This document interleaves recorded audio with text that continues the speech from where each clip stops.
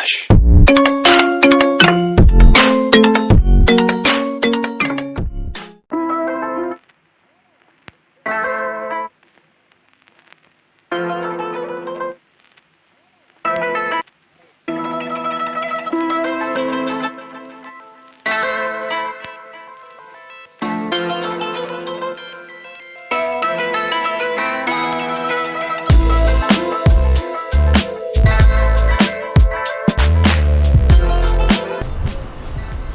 तो अभी बारिश का सीज़न चालू है, पर हमारे यहाँ पर कभी धूप गिरती है तो कभी बारिश गिरती है, तो वेदर का कुछ पता नहीं चल रहा है। खैर, hey guys and welcome back to my channel, welcome back to the Kunal blog. तो चलते हैं हमारे मेन टॉपिक की तरफ। तो आज की वीडियो का हमारा मेन टॉपिक है how I convince my parents for KTM Duke. तो इसमें मैं आपको बताऊंगा मैंने अपने पेरेंट्स को कैसे कन्विंस किया KTM ड्यूक के लिए, और ये भी बताऊंगा कि आप अपने पेरेंट्स को कैसे कन्विंस कर सकते हैं कोई भी बाइक लेने के लिए। तो सबसे पहले स्टार्ट करते हैं। मैं जब 10th में था तब इंडिया में शायद KTM लॉन्च हुई थी, और तब से मुझे ड्यूक बहुत पसंद आती थी। तो उसके बाद मैंने पापा से ज़िद की थी बाइक के लिए, पर तब उस वक्त उनके पास रीज़न था बाइक ना दिलवाने के लिए, क्योंकि मेरे पास तब लाइसेंस नहीं था और मैं 18+ नहीं था। तो उन्होंने मुझे रीज़न दिया कि तुम्हारे पास अभी तक लाइसेंस नहीं है, लाइसेंस आने के बाद देख लेंगे। सो जैसे ही मेरा 12th कंप्लीट हुआ, मैंने सबसे पहले जाके लाइसेंस निकलवा, और 12th पास होने के बाद मैंने पापा से बोला कि मुझे बाइक चाहिए। तो उसके बाद भी उन्होंने मुझे बाइक लेके नहीं दी। वो बोल रहे थे मुझे लेनी थी KTM ड्यूक या फिर R15। ये दो बाइक में मैं कन्फ्यूज़ था, मुझे ये दो बाइक में से कोई तो एक बाइक लेनी थी। पर मेरे पापा मुझे एक हाई CC वाली बाइक देने के लिए तैयार नहीं थे बिल्कुल भी। तो उसके बाद फर्स्ट ईयर आया, सेकेंड ईयर आया, फिर जब मैं थर्ड ईयर में गया तब मैंने पापा से कहा कि मुझे बाइक चाहिए, क्योंकि तब ड्यूक 125 लॉन्च हुई थी और उसकी कॉस्ट भी बहुत कम थी और दिखने में सेम ड्यूक 200 जैसी थी, मतलब जो पिछली वाली KTM ड्यूक थी, तो उसके जैसे थे दिखने के लिए। तो मैंने पापा से कहा कि मुझे KTM ड्यूक 125 चाहिए। तो पापा ने कहा कि मैं तुम्हें बाइक दिलवा सकता हूँ, पर तुम्हें अगर लेनी है बाइक तो पापा मुझे कह रहे थे कि यूनिकॉर्न लो या फिर हॉर्नेट लो, और मुझे वो बाइक बिल्कुल भी पसंद नहीं थी। मुझे एक अच्छी और एक स्पोर्ट्स बाइक लुक जैसी बाइक चाहिए थी। तो मैंने पापा को कन्विंस किया, तो पापा रेडी हो गए, मतलब बाइक दिलवाने के लिए रेडी नहीं हुए, बाइक दिलवाने के लिए रेडी नहीं हुए। वो उन पापा ने मुझे कहा कि शोरूम जाके देखते हैं। तो सबसे पहले मेरे पापा को लेके गया था यामाहा शोरूम। तब R15 वर्जन 3 भी लॉन्च हुई थी, तो मैं उनको यामाहा R15 दिखाने के लिए गया था। तो बाइक देखते उन्होंने मुझे कहा कि जो ऐसे एग्रेसिव बाइक है जो झुक के चलाते, वो वैसी बाइक मैं तुझे बिल्कुल भी लेके नहीं दूंगा। उनको ऐसा लगता है कि वैसी बाइक पे ज़्यादा एक्सीडेंट होते। तो मैंने बोला ठीक है। तो मैंने पापा को लेकर KTM शोरूम गया, और KTM शोरूम में भी KTM शोरूम में जैसे मैं गया, KTM शोरूम के बाहर लगी थी KTM RC, और वो तो R15 से बहुत एग्रेसिव बाइक है। तो उसके बाद पापा ने मुझे कहा ये बाइक तो मैं तुझे लेके नहीं दिलवाने वाला हूँ।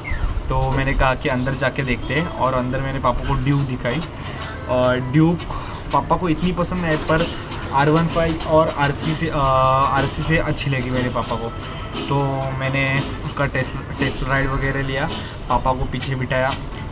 ड्यूक का पिलियन कंफर्ट इतना ज़्यादा नहीं है, पर KTM RC और R15 से तो ज़्यादा है पिलियन कंफर्ट KTM ड्यूक का। तो उनको ठीक ठाक लगी बाइक। तो उसके बाद भी उन्होंने मुझे कहा कि ये तो बहुत हाई एंड CC वाली बाइक है, स्पोर्ट्स बाइक है, इससे एक्सीडेंट हो जाएगा तुम्हारा वगैरह। तो मैंने मेरे पापा को यकीन दिलवाया कि मैं बाइक सेफली चलाऊंगा, रैश राइडिंग नहीं करूंगा।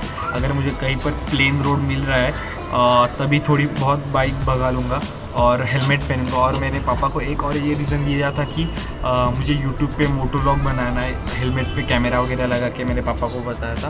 तो पापा ने मुझे बोला कि ओके। तो ऐसे मैंने मेरे पापा को कन्विंस किया, लगभग 2-3 साल लगे मुझे कन्विंस करने के लिए। तो अभी मैं आपको बताता हूँ कि how you can convince your parents for sports bike.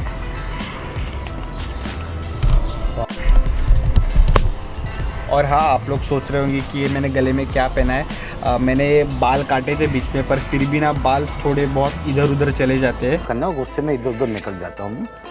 तो इसके लिए थोड़ा सा बैंड लगा के रखता हूँ, तो बाल मतलब आँख के ऊपर वगैरह नहीं आते, इसलिए मैंने बैंड पहना हुआ है।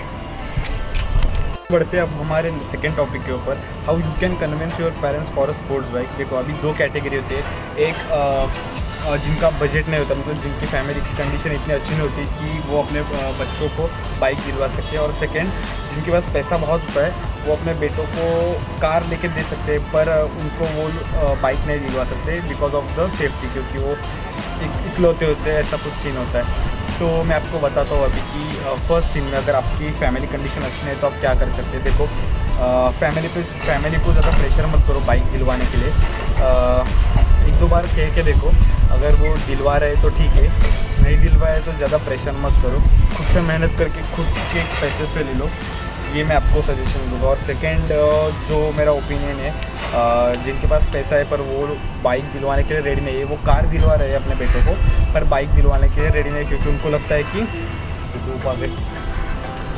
कंस्ट्रक्शन के सभी काम शायद शुरू हो गए थे। जो हमारे पीछे बिल्डिंग है वहाँ पर एक क्रेन हिलते हुए तो दिख रहे हैं, मतलब इसका मतलब कंस्ट्रक्शन के काम शायद शुरू हो चुके हैं। खैर हम बात कर रहे थे कि जिनके पेरेंट्स उन्हें कार दिलवाने के लिए रेडी है पर बाइक दिलवाने के लिए रेडी है, तो वो लोग क्या करें। तो अपने पेरेंट्स को बताओ कि आप सेफली राइड करोगे, रैश राइडिंग नहीं करोगे, हमेशा राइडिंग गियर्स और हेलमेट पहनोगे। अपने पेरेंट्स को अच्छे से समझाओ, मतलब उनके ऊपर भड़कने की कोई ज़रूरत नहीं, मतलब अच्छे से अगर आप समझाओगे तो वो इजीली मान जाएगा, ऐसा मुझे तो लगता है।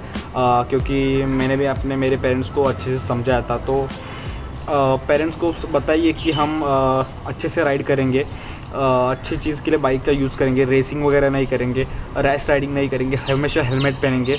तो ऐसा सब आपको अपने पेरेंट्स को बताइए, तो शायद वो कन्विंस भी हो जाए। तो मेरा तो ऐसा मानना है कि आप एक बार ट्राई करके देख सकते हो अपने पेरेंट्स के ऊपर ये।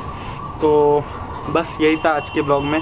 जिस कुनाल थे log in for today's blog. मिलते हैं अगली वीडियो में, तब तक के लिए चैनल को लाइक शेयर और सब्सक्राइब ज़रूर कर देना।